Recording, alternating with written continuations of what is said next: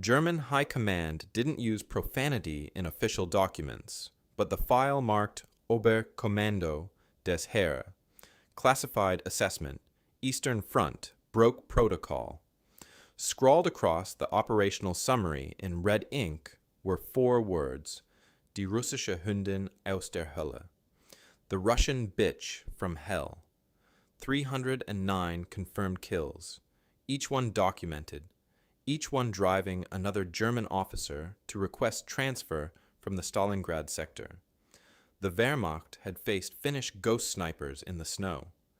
They'd dodged British marksmen in North Africa. Nothing prepared them for her. Lyudmila Pavlichenko, 25 years old, history student from Kiev, the deadliest female sniper in recorded warfare. German intelligence files painted the picture their officers refused to accept: a woman, killing their best men, 1 shot, 1 kill, over and over until entire companies refused night patrol, until veteran sergeants developed nervous tics at the sound of shifting rubble. The intercepted radio chatter told the real story. Oberleutnant Koch requests immediate transfer, cites medical grounds. What medical grounds? Says he can't sleep, says she's watching him. Koch's been in Warsaw, Rotterdam, Paris, solid record. Not anymore, found him crying in the supply bunker. German doctrine had no protocol for this. Their enemy was supposed to be subhuman Slavs, inferior stock, easy prey for Aryan superiority. But their casualty reports painted a different picture. Sniper losses had quadrupled in sectors where she operated. Veteran soldiers were requesting desk assignments. If you enjoyed this story, hit subscribe for more World War II historical deep dives every week. Thanks for watching. The psychological assessment landed on Oberst Wilhelm Hoffmann's desk 3 weeks into her killing spree. Subject demonstrates unprecedented accuracy combined with systematic psychological warfare. Enemy utilizes patient observation to identify high-value targets. Officers, radio operators, medics. Targets selected for maximum morale impact. Hoffmann crumpled the report, threw it in the wastebasket, then retrieved it 5 minutes later. Because the numbers didn't lie, his men were dying, and they were dying afraid. The Wehrmacht had conquered Poland in 36 days, France in 6 weeks. Now they were losing a war of nerves to one Soviet woman with a rifle. Their intercepted communications revealed the truth German propaganda couldn't spin. She's not human. Can't be. Saw Miller's head snap back. Clean through the temple, 400 meters. Request immediate artillery support on grid reference. Negative. Too close to our own positions. Then we're fucked. Pavlichenko wasn't born a killer. Her first day at Sevastopol, she couldn't pull the trigger. German intelligence captured this detail from interrogated Soviet prisoners. The irony was perfect. The Wehrmacht's most feared enemy had started as a coward. She lay in her position, Mosin Nagant rifle loaded and ready. A German soldier moved across her field of vision. Easy shot, maybe 200 meters. The crosshairs settled on his chest. Her finger wouldn't move. The German walked on, oblivious to how close death had brushed him. Beside her lay a boy from her unit, 19 years old, blonde hair and blue eyes that belonged in a German recruitment poster. He'd been joking that morning about his girlfriend back home, about the letters she sent, about their plans after the war. A nice, happy boy. The Stukas came in low, Junkers Ju 87s with their screaming sirens. The dive bombers were surgical in their precision. The first bomb crater appeared 50 meters away. Pavlichenko pressed her face into the dirt. The concussion wave hit like a sledgehammer to the chest. The second bomb was closer, 30 meters. Shrapnel whined overhead like angry wasps. The third bomb landed directly behind their position. When the dust cleared, half the boy was gone, just gone. His legs remained in the fighting hole, still, twitching. His torso had been redistributed across 20 square meters of torn earth. His head lay 3 feet from Pavlichenko's rifle, eyes still open, still blue. Blood running from his mouth onto the stock of her weapon. Something snapped inside her. German field reports from the following weeks documented an immediate change in sniper activity. Casualty rate spiked 400%. Sniping incidents that had been rare became daily occurrences. Wehrmacht Lieutenant Hans Kruger wrote in his diary, "The devil has been unleashed. Our men are dropping like flies." Yesterday, Unterscharführer Beck stepped out to relieve himself. He was dead before he could zip his trousers. Pavlichenko later described the transformation simply. After that, nothing could stop me. The German intelligence assessment was clinical. Subject appears to have experienced psychological break following traumatic incident. Recommend classification as extremely dangerous. No shit, Hans. The nice, happy boy had died for nothing. His girlfriend would get a letter from the Red Army. Heroically killed defending the motherland. Standard bureaucratic language. Meaningless words that couldn't capture the random cruelty of high explosives and human flesh. But his death had created something the Germans couldn't understand or counter. A predator.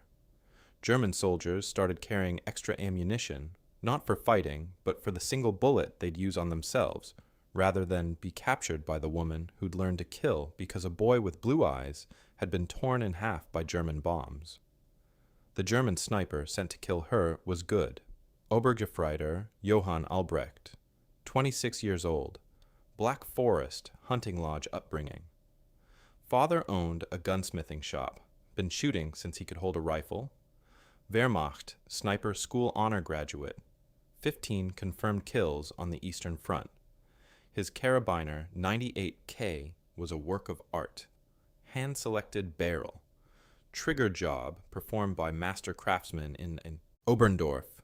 Zeiss ZF-42 scope calibrated to perfection. Each cartridge individually weighed and measured.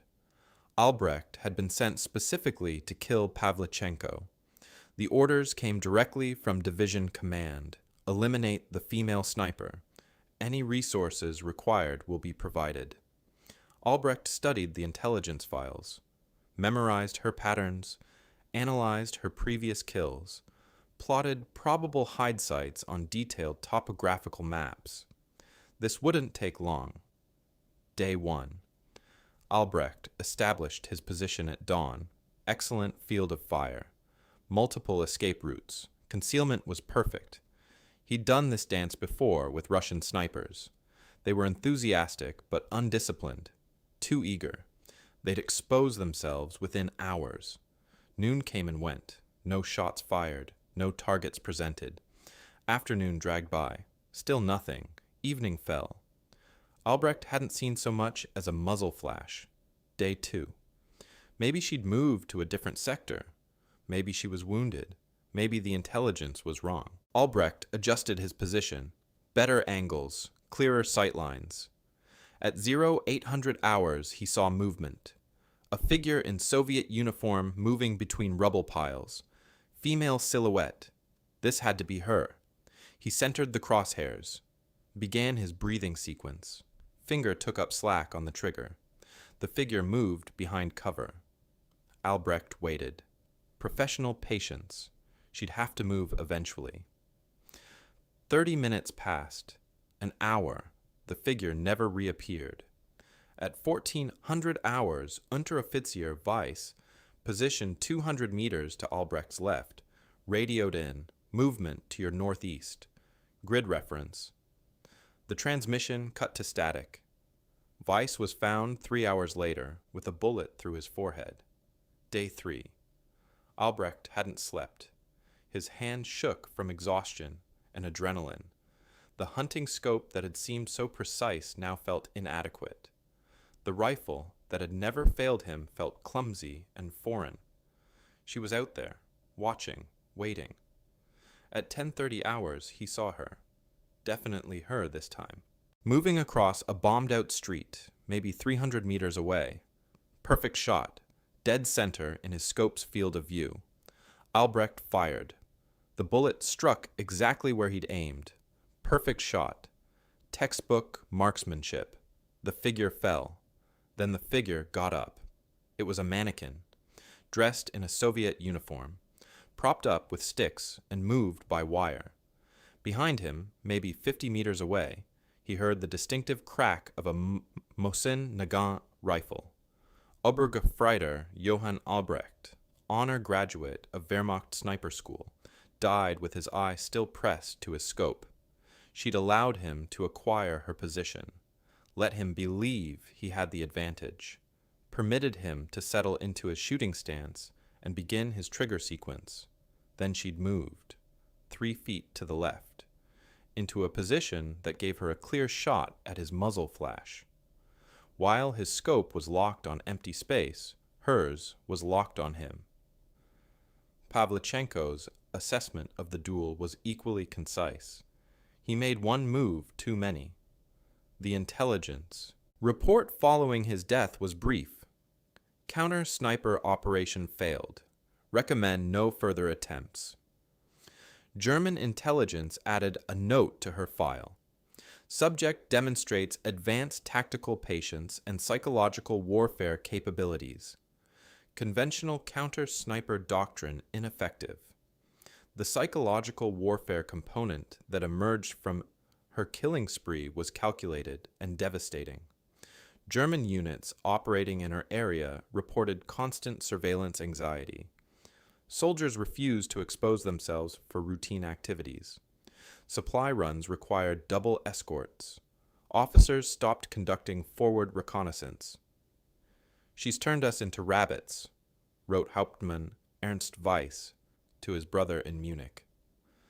"We scurry from hole to hole, never knowing if she's watching, never knowing if the next step will be our last." German counterintelligence attempted to locate and eliminate the threat through conventional means: aerial reconnaissance, artillery bombardments, counter-sniper deployments. Every operation failed. Their reports cited exceptional fieldcraft and unprecedented urban camouflage techniques. The truth was simpler. She had become what war made her. The paralyzed recruit who watched a happy boy die was gone. Something harder had taken her place. Something that understood patience as a weapon. Something that could wait days for the perfect shot. Fear became her most effective weapon. Lieutenant Karl Weiner pressed his pen to paper. The letter shook in his hands. "Meine liebste Elisabeth," he began, "I write to you from hell itself." Outside his bunker, Stalingrad burned. The city had been beautiful once, wide boulevards, parks and theaters, cultural monuments that spoke to human achievement. Now it was an open grave. "The animals have fled this place," he wrote. "The rats, the birds, even the insects. They possess a wisdom we have lost. They know when ground is cursed. German doctrine called for swift advances. Blitzkrieg, lightning war, punch through enemy lines, encircle resistance, accept surrender, clean, efficient, over in weeks." Stalingrad had been burning for months. "The hardest stones cannot bear it for long," Weiner continued. "The buildings themselves seem to weep. Concrete cracks from the heat. Steel beams sag like broken bones. Only men endure. Only men are stupid enough to remain in this furnace." The Soviets didn't fight like other enemies. Polish cavalry had charged German tanks with sabers drawn, brave but futile. French resistance crumbled under Stuka attacks, predictable, rational. The Russians were different. They fought from the sewers, from burning buildings, from positions that should have been untenable hours ago. German maps showed cleared sectors, but the shooting never stopped. Yesterday, Hauptmann Müller's company took a factory building, Weiner wrote, 3 stories, stone construction. "We brought up pioneers, explosive charges, brought the whole structure down. Today, rifle fire came from the rubble. They are. Fighting from beneath the stones we dropped on them. German officers had studied Clausewitz, von Moltke, tactical masters who understood war as an extension of politics by other means. Rational enterprise conducted by civilized nations according to established principles. The principles didn't apply here. They do not seem to fear death, Weiner wrote. Perhaps they are already dead. Perhaps we all are. And this is our punishment for some forgotten sin. The Red Army defenders weren't soldiers in any conventional sense. They were factory workers and school teachers and farm boys who'd been handed rifles and told to hold ground. No formal training, inadequate equipment, minimal support. They should have broken within days. Instead, they fought like creatures possessed. Obergefreiter Schmidt was wounded yesterday, Wiener continued. Shrapnel in the leg, nothing serious. We called for stretcher bearers. 4 men came forward. All 4 were shot before they could reach Schmidt. He lay there. For 6 hours calling for his mother. The German Medical Corps wore red crosses. International law protected medics. Geneva Convention. Civilized nations respected the symbols. Soviet snipers shot medics first. We brought flamethrowers forward. Burned out an entire city block. Surely nothing could survive those temperatures. But when the flames died, rifle fire resumed. How do you kill men who are already burning? Wiener set down his pen. Outside, artillery thundered. Soviet or German, he could no longer tell. The sounds blended together into one continuous roar of destruction. The letter would never reach Elizabeth. Weiner died 2 days later, cut down by sniper fire while trying to evacuate wounded men from a medical station. His final letter was found in his breast pocket, blood-stained but legible. Oberfeldwebel Kurt Richter discovered the problem at 0500 hours. His Panzer IV wouldn't start. Battery dead. Electrical system fried. Combat patrol delayed indefinitely, probably. Soviet saboteurs, suggested his gunner. Richter popped the engine compartment. The wiring harness looked like spaghetti. Chewed through, stripped clean. Tiny teeth marks in the insulation. Rats. The maintenance report filed later that morning read like a joke. Vehicle non-operational due to rodent interference with electrical systems. Wehrmacht logistics officers didn't find it funny. Similar reports were flooding in from across the Stalingrad sector.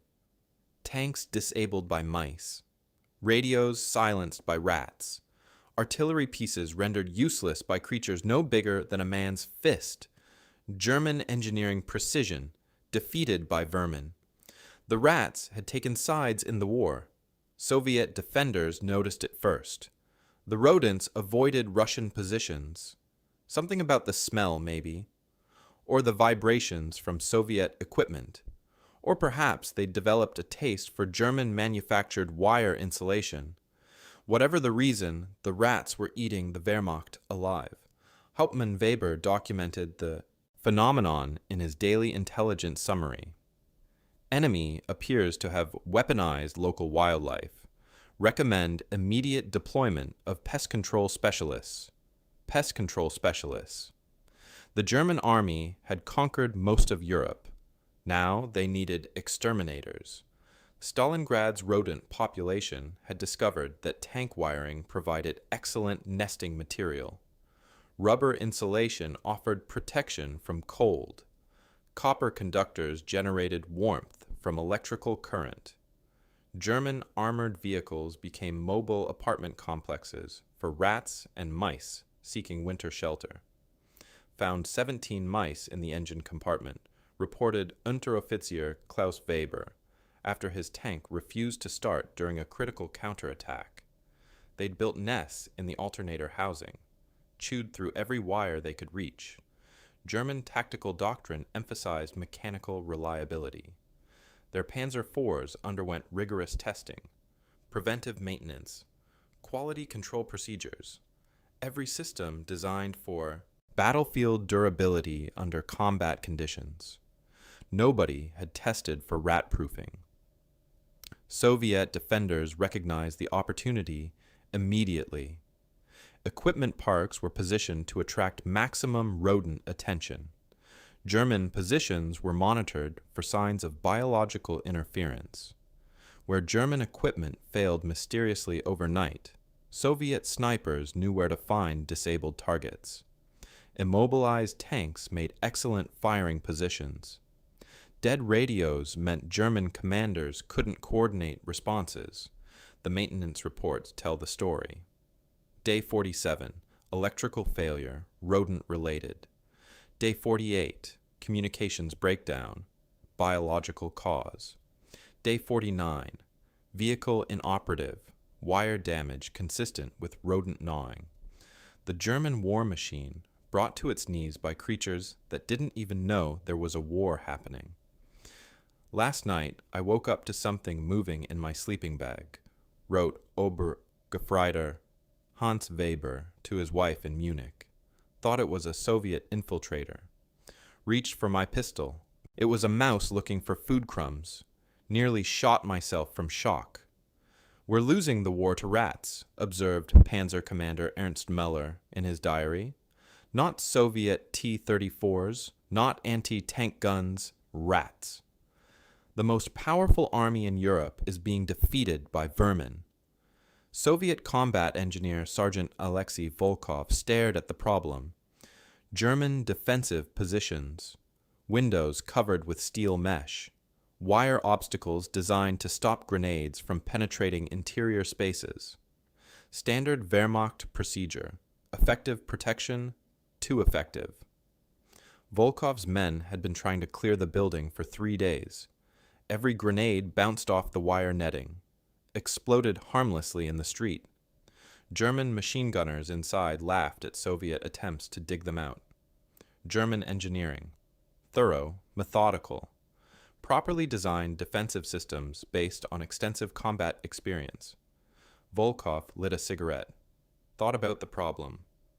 German minds had created this obstacle. German minds thought in straight lines, following regulations, proper procedures. Soviet minds were different. Boris, Volkov called to his explosives specialist. Find me some fish hooks. Fish hooks, Sergeant? Large ones, bass hooks, pike hooks, whatever you can scrounge. Boris returned an hour later with a canvas bag full of bent metal. Soviet soldiers had been fishermen before the war. Recreational equipment abandoned in the ruins of civilian life. Volkov selected an RGD-33 stick grenade. Standard Soviet explosive. Wooden handle. Cast iron fragmentation sleeve. Reliable but crude compared to German engineering. He began attaching fish hooks to the grenade's surface. Dozens of them. Creating a medieval weapon wrapped around modern explosives. Sergeant, Boris asked, what exactly are we doing? Fishing for Germans. The modified grenade looked ridiculous, bristling with hooks like a metal porcupine. No military manual described this weapon. No doctrine covered employment procedures. Volkov approached the German-held building. Machine gun fire chattered from the upper windows. Bullets sparked off concrete around his position. He armed the grenade, standard 4-second fuse, threw it at the wire-covered window. The fish hooks caught. Instead of bouncing off, the grenade stuck to the mesh, dangled there for 3 seconds like some demonic Christmas ornament. The explosion blew the entire window frame into the building's interior, along with most of the wall surrounding it. German voices screamed inside. Dust and smoke poured from the opening. Boris stared in amazement. It worked. Fish always bite when you use the right bait. Word spread through Soviet combat engineer units. Fish hook grenades became standard equipment. Soviet soldiers scavenged sporting goods stores for raw materials. German defensive doctrine had no counter for fishing equipment weaponized by desperate engineers. German after-action reports documented the new threat with professional confusion. Enemy grenades exhibiting anomalous adhesion properties. Recommend revision of defensive procedures. Revision of defensive procedures. The German army was rewriting its battle doctrine to counter fishhooks. German soldiers began removing wire obstacles from windows. The protection had become a liability. Fishhook grenades turned defensive barriers into attachment points for Soviet explosives. Wehrmacht engineering expertise defeated by weakened fishermen's equipment. Major Heinrich Kluge stared at the grain elevator through his field glasses. 50 meters tall, concrete walls 2 feet thick, perfect observation post and firing position.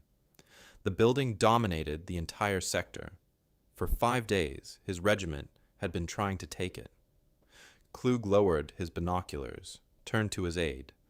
How many men are in there? Intelligence estimates 50, Herr Major. 50 Red Army soldiers, holding off an entire German regiment. Kluge had 3,000 men. Artillery support, airstrikes, everything needed to crush. 50 defenders in a concrete box. But the grain elevator still flew a Soviet flag.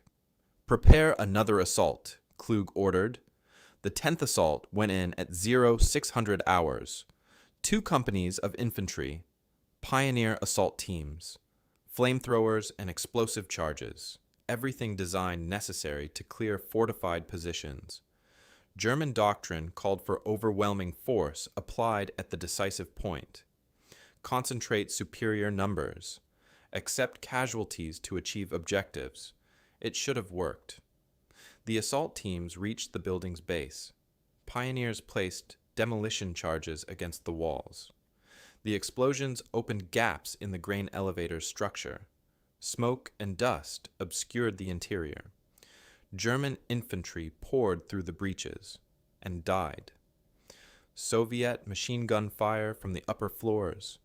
Rifle shots from concealed positions, hand grenades rolled down stairwells. The building had become a vertical killing field. German soldiers who reached the 2nd floor never made it to the 3rd, piled up in the stairwells like cordwood. After 2 hours, the survivors retreated. Kluge counted his casualties. 43 dead, 67 wounded, 1 building, 50 defenders. 200 German casualties. The grain elevator still flew a Soviet flag. Initial assault commenced 0630 hours with full company strength, reported Major Wilhelm Hoffmann to regimental headquarters. Objective: eliminate remaining Soviet defenders and secure facility. Casualty assessment: 17 killed, 31 wounded. Defenders remain in position. How many defenders? Estimated 50 personnel maximum. 50 personnel stopped an entire company? Affirmative. The defenders had no resupply, no reinforcement, no escape route. German forces surrounded the building completely. Artillery had punched holes in the concrete walls. Airstrikes had collapsed portions of the roof. Still, the shooting continued. German psychological warfare specialists used loudspeakers.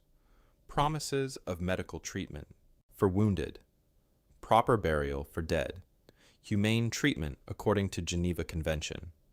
Soviet machine guns shot the speakers to pieces. By day 4, German intelligence calculated the defenders should have run out of ammunition. Food, water, medical supplies, basic mathematics of logistics and consumption. Rifle fire from the grain elevator never slackened. We must be up against suicide squads, Major Kluge wrote in his final report. Men who have accepted death and fight only to inflict maximum casualties before dying. The grain elevator fell on day 5, not to German assault, but to thirst. The defenders had run out of water. 50 men against 3,000, fighting until their bodies failed them. German troops found 47 bodies inside. 3 had somehow escaped during the final assault. vanished into Stalingrad's ruins to fight elsewhere. The cost, 200 German casualties, 5 days of combat operations, artillery ammunition, air support, an entire regiment tied down by 50 men who refused to follow the rules of warfare. German commanders studied the after-action reports, searched for tactical lessons, found only one conclusion that made sense. Some enemies cannot be defeated, only outlasted. The grain elevator was cleared. The flag came down. German forces controlled the building. But victory felt like defeat. German war correspondent Wilhelm Hoffmann pressed his pen to blood-stained paper. The notebook had belonged to a dead Soviet soldier. Hoffmann had taken it from a corpse in the Stalingrad rubble. Now he filled the pages with his own observations of hell. September 27th, he wrote, "The street is no longer measured by meters, but by corpses." Hoffmann paused, looked around at the devastation surrounding his makeshift desk. This had been a city once. People had lived here, raised families, built lives. Now it was a monument to human stupidity. Stalingrad is no longer a town, he continued. By day, it is an enormous cloud of burning, blinding smoke. It is a vast furnace lit by the reflection of the flames. By night, it is one of those fabulous cities of the Arabian Nights, a desert mirage. But when morning comes, the mirage melts away and there is only death. German high command had expected Stalingrad to fall within weeks. Another Soviet city, another pin on the map, another step toward final victory in the East. 4 months later, the Wehrmacht was bleeding to death in the ruins. Hoffmann had covered German victories across Europe. Poland crushed in days, France surrendering in weeks. Professional campaigns conducted by professional soldiers against professional armies. This was different. The enemy does not fight like other enemies, he wrote. They do not retreat when defeated. They do not surrender when surrounded. They fight from positions that should be uninhabitable, from buildings that should be abandoned, from ground that should be conceded. Soviet resistance had evolved beyond military logic.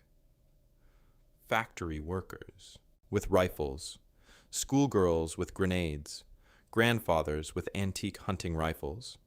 The entire city had become a weapon pointed at German hearts. Yesterday, Obergefreiter Müller's squad cleared a building, Hoffmann wrote.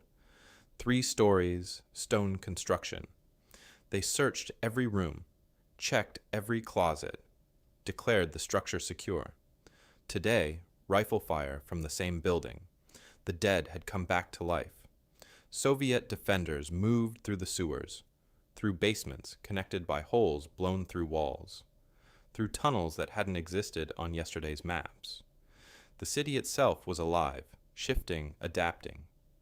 German maps became worthless within hours of printing. We control ground by day that we lose by night, Hoffmann continued. Positions we captured at dawn are back in enemy hands by dusk. We are fighting ghosts in a city of the dead. Hoffmann interviewed wounded German soldiers in field hospitals. Their stories were all the same. How do you fight an enemy who is already dead? They don't seem to feel pain. We killed them yesterday. They were back today. This isn't war. This is madness. The German war machine that had conquered Europe was being consumed by Soviet desperation. Industrial warfare had become personal warfare. Strategic objectives had devolved into killing for its own sake. The figures are meaningless now, Hoffmann wrote. Casualties, territory, time. None of it matters. We measure progress in bodies, German bodies, Russian bodies. The mathematics of death. Wehrmacht intelligence provided their final assessment. Clinical language attempting to quantify unquantifiable horror. Pavlov's small group of men defending one house killed more enemy soldiers than the Germans lost taking Paris. Hoffmann read the intelligence summary 3 times. The numbers couldn't be correct. One house, a handful of Soviet soldiers. more German casualties than the conquest of France. But the mathematics were accurate. The house had become legend. Pavlov's house.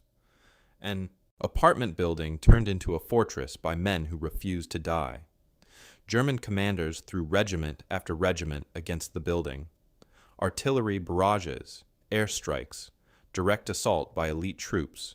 The house still stood. We cleared the ground floor yesterday, wrote Obergefreiter Klaus Fischer to his sister in Hamburg. Took 8 hours and cost us 12 men. This morning, the ground floor was occupied again. Enemy forces moved down from upper levels during the night. Soviet forces utilized interior stairwells, elevator shafts, and structural voids to redeploy throughout the building. Positions cleared by German troops were reoccupied within hours. Territorial gains proved meaningless when the enemy could flow like water through spaces German infantry couldn't control. Intelligence assessment suggests enemy forces number fewer than 50 personnel, noted Oberst Heinrich Müller in his operational summary. However, tactical effectiveness suggests significantly larger force strength. Day 5 brought the final German assault, maximum effort, every available resource committed to eliminating the last Soviet defenders. Artillery bombardment followed by direct tank fire, flamethrower teams, demolition charges, total destruction of remaining defensive positions. The attack succeeded. German forces occupied the grain elevator, found 37 Soviet bodies, counted 13 survivors, 2 wounded, to resist further. Total German casualties, 93 killed, 178 wounded. The tactical mathematics remained impossible. 50 Soviet defenders had inflicted nearly 300 German casualties while defending an indefensible position for 5 days against overwhelming odds. Each Soviet soldier had disabled an average of 6 German troops before being killed or wounded. "These aren't soldiers," wrote Weber in his final letter. "Soldiers understand when they are defeated. Soldiers surrender when resistance becomes pointless. These are something else. Something that doesn't recognize defeat because it doesn't understand the concept." German intelligence analysis reached similar conclusions. Enemy personnel demonstrate systematic disregard for individual survival combined with exceptional tactical coordination. Defensive operations continue past point of tactical logic. Conventional military psychology insufficient to predict enemy behavior. German troops began questioning their own tactical assumptions. If 50 desperate Russians could inflict such casualties, what could 500 accomplish? What about 5,000? What about an entire city full of people who refused to surrender? The answer was becoming clear. Stalingrad wasn't just a battle, it was a demonstration. Proof that suicide squads didn't need to commit suicide to be unstoppable. They just needed to care more about winning than about surviving. Sometimes that was enough. German war correspondent Hans Diebold's dispatch never reached Berlin. Censored by Wehrmacht intelligence for defeatist content and tactical pessimism. Found in Soviet archives 50 years later, stamped intercepted communication, propaganda value minimal. "We are not winning," he wrote in the classified dispatch. "We are dying, street by street, house by house, room by room. Each meter costs us blood we cannot afford to lose." German High Command's tactical assessments painted a different picture. Daily situation reports emphasized territorial gains, objectives captured, enemy positions eliminated, statistical evidence of tactical progress towards strategic victory. The statistics lied. Diebold's embedded reporting revealed the mathematical impossibility of German tactical success. Yesterday, we captured 4 city blocks. Cost, 67 casualties. Today, we defended those same blocks against counterattack. Cost, 42 additional casualties. Tomorrow, we will advance one more block. The equation is unsustainable. Soviet defenders had weaponized. Mathematics itself. German forces could capture territory, but capturing required more resources than the territory was worth. Holding captured positions demanded continuous reinforcement. Advancing beyond captured positions multiplied logistical demands exponentially. Conventional warfare is obsolete here, Diebold concluded in his final dispatch. We're fighting something that transcends military doctrine, something that has learned to use our own strength against us. German High Command's response arrived through encrypted transmission. Correspondent Diebold reassigned to rear area duties. Medical assessment, combat fatigue. Replacement, correspondent en route. But replacing journalists couldn't address the fundamental problem Diebold had identified. German tactical superiority was meaningless against opponents who refused to fight according to German tactical expectations. Soviet defensive positions were indistinguishable from bombing damage. Personnel movements were invisible among civilian refugees. Supply lines ran through sewer systems and building foundations. They don't need buildings anymore, Diebold had written. The rubble provides better cover than intact walls. Basement positions offer protection against everything except direct, penetrating rounds. We're not fighting an army, we're fighting the city itself. The final intercepted German assessment came from Oberst Heinrich Müller's classified report to Army Group Dawn. Pavlov's small group of men, defending one house, killed more enemy soldiers than the Germans lost taking Paris. More than taking Paris. The mathematical comparison stunned German strategic planners. Their greatest victory in Western Europe had cost fewer casualties than eliminating 24 Russians defending a single apartment building in Stalingrad.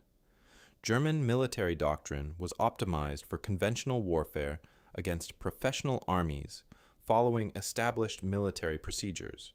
But Stalingrad had become something else, entirely. Urban warfare where every building was a fortress, every room was a fighting position, every pile of rubble was potential cover. Soviet forces had learned to fight beyond the point where rational military logic suggested surrender. They had discovered that tactical defeat was meaningless if strategic resistance continued. Individual buildings could be captured. Individual defenders could be killed. But the defense itself was immortal. German troops began measuring advancement not by territorial gains, but by casualty ratios. Streets weren't geographic features. They were killing grounds. Distances weren't measured in meters. They were measured in German corpses required to traverse them. The street is no longer measured by meters, but by corpses. Diebold's observation captured the fundamental transformation of warfare in Stalingrad. German tactical superiority had encountered an enemy that treated individual death as tactical success. Every German casualty proved Soviet defensive effectiveness. Every meter of advancement demonstrated the unsustainability of German strategic objectives. Sometimes the most accurate military reporting came from journalists who stopped believing their own propaganda. Sometimes the truth about warfare could only be told by measuring streets in corpses instead of meters. Hoffman's final entry in his stolen notebook was written in a shaking hand. His dispatch was never sent. He died that afternoon, killed by sniper fire while observing German positions from a church tower. The notebook was found weeks later by advancing Soviet troops. God forgive us for what we have awakened. The street was no longer measured by meters, only by corpses, and there were never enough meters for all the bodies.